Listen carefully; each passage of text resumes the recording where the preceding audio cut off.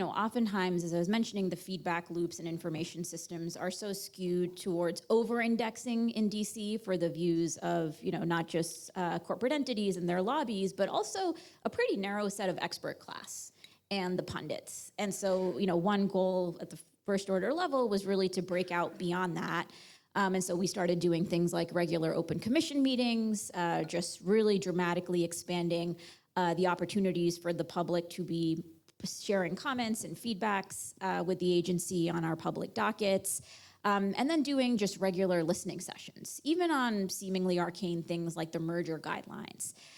where we were really stunned by, just the thousands of comments that we got from people, nurses, musicians, healthcare workers, just more generally about how consolidation has wrecked their industry. And those were all important inputs for us to diagnose what problems had been, but also really important as part of our effort to make sure that as we navigate the extraordinary pushback from concentrated interests against our work, we are also simultaneously showcasing the enormous public support for it. Because I think that level of asymmetry in terms of the type of feedback that people are getting, that leaders are getting about whether their work is being received well or received poorly,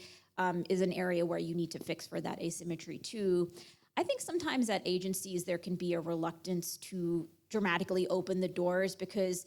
it can be hard to know how the types of problems that people are articulating, where that fits in, right? Oftentimes people like the kind of comments written by the lobbyists because they are kind of going through, oh, this is what you should do to the Hirschman-Herfindahl index. And this is how you should be kind of readjusting, this part of merger law, as opposed to, hey, that big grocery merger that happened a decade ago led to massive layoffs in a food desert. And so that was bad. And so I think partly you need an agency that is able to do that translation between how the public talks about and receives and experience the consequences of policy and how kind of experts are implementing the nuts and bolts of changing that. And that took some time too to kind of figure out how do we do that translation. But across all of those dimensions, we found that dramatically opening up our doors in ways that hadn't been done in recent years at the FTC just had huge payoffs at the level of the things we were focused on,